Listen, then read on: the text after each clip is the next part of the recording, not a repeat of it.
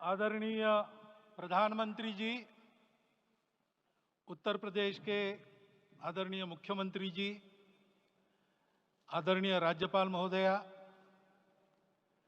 देश के आज विद्यमान सभी पंथ संप्रदायों का प्रतिनिधित्व करने वाले हमारे संत ऋषि आचार्य गण और समाज के सब स्तरों का प्रतिनिधित्व करने वाले निमंत्रित महानुभाव,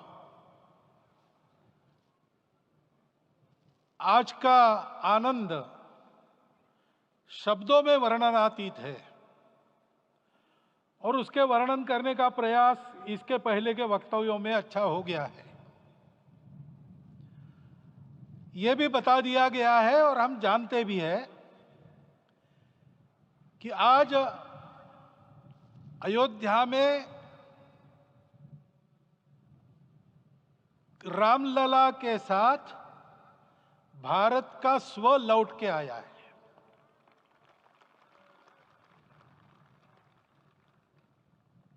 और संपूर्ण विश्व को त्रासदी से राहत देने वाला एक नया भारत खड़ा होके रहेगा, इसका प्रतीक आज का कार्यक्रम बन गया है।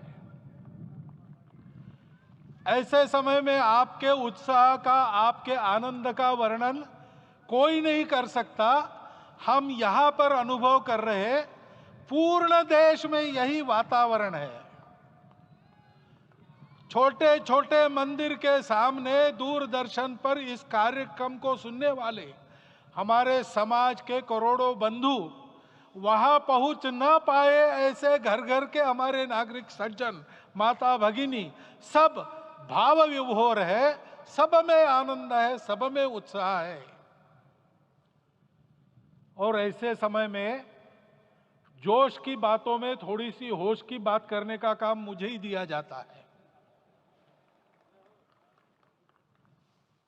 आज हमने सुना कि इस प्राण प्रतिष्ठा महोत्सव में पधारने के पूर्व प्रधानमंत्री जी ने कठोर व्रत रखा। जितना कठोर व्रत रखने को कहा था, उससे कई गुना अधिक कठोर व्रताचरण उन्होंने किया। मेरे पुराना उनसे परिचय है, मैं जानता हूं वो तपस्वी है ही, परंतु वो अकेले तप कर रहे हैं, हम क्या करेंगे। अयोध्या में रामलला आए, अयोध्या से बाहर क्यों गए थे? रामायण में क्यों गए थे बाहर? तो अयोध्या में कलह हुआ। अयोध्या उस पुरी का नाम है जिसमें कोई द्वंद्व नहीं, जिसमें कोई कलह नहीं, जिसमें कोई दुविधा नहीं। वो हुआ 14 वर्ष वनवास में गए। वो सब ठीक होने के बाद दुनिया के कलह को मिटा के वापिस आए। आज रामलला वापस फिर से आए हैं 500 साल के बाद। जिनके त्याग, तपस्या, प्रयासों से ये सोने का दिन आज हम देख रहे, सुवर्ण दिवस देख रहे, उनका स्मरण प्राण प्रतिष्ठा के संकल्प में हम लोगों ने कहा, आपने सुना होगा, स्मरण किया। उनकी तपस्या को, उनके त्याग को, उनके परिश्रम को शत बार, सहस्त्र बार, कोटि बार नमन है। रामलला के यहां इस युग में आज के दिन फिर वापस आने का इतिहास जो जो श्रवण करेगा वो राष्ट्र के लिए कर्म प्रवण होगा और उसके राष्ट्र का सब दुख दैन्य हरण होगा। ऐसे इस इतिहास का सामर्थ्य है। परंतु उसमें हमारे लिए कर्तव्य का आदेश भी है। प्रधानमंत्री जी ने तप किया, अब हमको भी तप करना है। राम राज्य आने वाला है, वो कैसा था? दैहिक दैविक भौतिक तापा, राम राज नहीं कहु व्यापा। सब नर करहि परस्पर प्रीति, चलहि स्वधर्म निरत श्रुति नीति। सब निर्दंभ धर्मरत पुनि, नर अरु नारी चतुर सब गुनी। सब गुणज्ञ पंडित सब ज्ञानी, सब कृतज्ञ नहीं कपट सयानी। राम राज्य के सामान्य नागरिकों का जो वर्णन है, हम भी इस गौरवमय भारतवर्ष की संतानें हैं। कोटि कोटि कंठ उसका जयगान करने वाले हमारे हैं। हमको इस प्रकार के व्यवहार को रखने का तप आचरण करना पड़ेगा। हमको भी सारे कलह को विदाई देनी पड़ेगी। छोटे छोटे परस्पर मत रहते हैं, छोटे छोटे विवाद रहते हैं, उसको लेकर लड़ाई करने की आदत छोड़ देनी पड़ेगी। आखिर है क्या? ये बात बताइए, वो सामान्य नागरिक कैसे थे? निर्दंभ, प्रामाणिकता से आचरण करने वाले, केवल बातें करने वाले नहीं और बातें करके उसका अहंकार पालने वाले नहीं थे। काम करते थे, आचरण करते थे और अहंकार नहीं था। ऐसे वो थे और धर्मरत थे। यानी क्या थे? इस पर कठिन भाषा में प्रवचन बहुत लंबा हो सकता है, लेकिन थोड़े में धर्म के जो 4 मूल्य जिनकी चौखट पर धर्म है, ऐसा श्रीमद् भागवत में बताया है, सत्य करुणा शुचिता तपस, उसका आज हमारे लिए युगानुकूल आचरण क्या है? तो सत्य कहता है कि सब घटों में राम है, ब्रह्म सत्य है, वही सर्वत्र है। तो हमको ये जानकर आपस में समन्वय से चलना होगा, क्योंकि हम चलते हैं, सबके लिए चलते हैं, सब हमारे हैं, इसलिए हम चल पाते हैं। और इसलिए आपस में समन्वय रखकर व्यवहार करना, यह धर्म का पहला जो पैर है, सत्य, उसका आचरण है।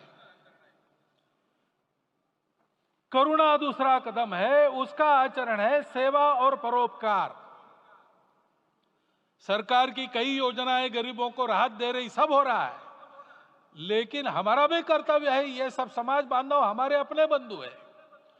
तो जहां हमको दुख दिखता है, पीड़ा दिखती है, वहां हम दौड़ जाए, सेवा करें, दोनों हाथों से कमाएं, अपने लिए न्यूनतम आवश्यक रखकर बाकी सारा वापस दे, सेवा और परोपकार के माध्यम से।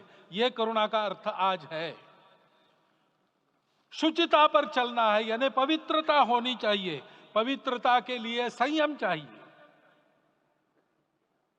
अपने को रोकना है। सब अपनी इच्छाएं, सब अपने मत, सब अपनी बातें ठीक होंगी ही ऐसा नहीं, और होगी तो भी अन्यों के भी मत है, अन्यों की भी इच्छाएं हैं।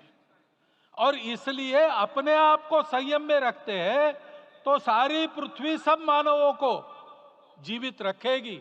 गांधी जी कहते थे, earth has enough for everyone's need, but it cannot satisfy everyone's greed. तो लोभ नहीं करना, संयम में रहना और अनुशासन का पालन करना, अपने जीवन में अनुशासित रहना, अपने कुटुंब में अनुशासन रहना, अपने समाज में अनुशासन रहना। सामाजिक जीवन में नागरिक अनुशासन का पालन करना। भगिनी निवेदिता कहती थी कि स्वतंत्र देश में नागरिक संवेदना रखना और नागरिक अनुशासन का पालन करना, यही देशभक्ति का रूप है। इससे जीवन में पवित्रता आती है। और तपस का तो मूर्तिमान उदाहरण आपके सामने आज दिया गया। व्यक्तिगत तपस तो हम करेंगे, सामूहिक तपस क्या है? संगच्छध्वम संवदध्वम संवो मनांसी जानता। हम साथ चलेंगे, बोलेंगे आपस में, उसमें से एक सहमति का संवाद निकालेंगे, एक ही भाषा बोलेंगे, वो वाणी मन वचन कर्म समन्वित होगा और मिलके चलेंगे, अपने देश को विश्व गुरु बनाएंगे। ये तपस हम सबको करना है। 500 वर्षों तक अनेक पीढ़ियों ने लगकर परिश्रम करके, प्राणों का बलिदान देके, खून पसीना बहाकर आज ये आनंद का दिन सारे राष्ट्र को उपलब्ध करा दिया। उन सबके प्रति हमारे मन में कृतज्ञता है। मैं यहाँ बैठता हूं तो मेरे मन में विचार आता है कि मुझे बिठाया, मैंने क्या किया। वो तो जो उन्होंने किया उसका प्रतिनिधि भी मुझे बनाया गया है। उस प्रतिनिधि के नाते मैं ये अवदान स्वीकार करता हूं और उन्हीं को अर्पण करता हूं। परंतु उनका ये व्रत हमको आगे लेके जाना है। जिस धर्म स्थापना विश्व में करने के लिए राम का अवतार हुआ था, उस धर्म स्थापना को अनुकूल स्थिति अपने आचरण में अपने देश में उत्पन्न करना, यह अपना कर्तव्य बनता है। रामलला आए हैं हमारे मन को आह्लादित करने के लिए, उत्साही करने के लिए, प्रेरणा देने के लिए, साथ साथ इस कर्तव्य की याद दिलाकर उसमें कृति प्रवण करने के लिए आए हैं। उनका आदेश सर पे लेके हम यहां से जाए। सब लोग तो यहां आ नहीं सके, लेकिन वो सुन रहे, देख रहे। अभी इसी क्षण से इस व्रत का पालन हम करेंगे तो मंदिर निर्माण पूरे होते होते विश्व गुरु भारत का निर्माण भी पूरा हो जाएगा। इतनी क्षमता हम सबकी है। इसका मैं एक बार स्मरण देता हूं, आप सबको धन्यवाद देता हूं और मेरे 4 शब्द समाप्त करता हूं।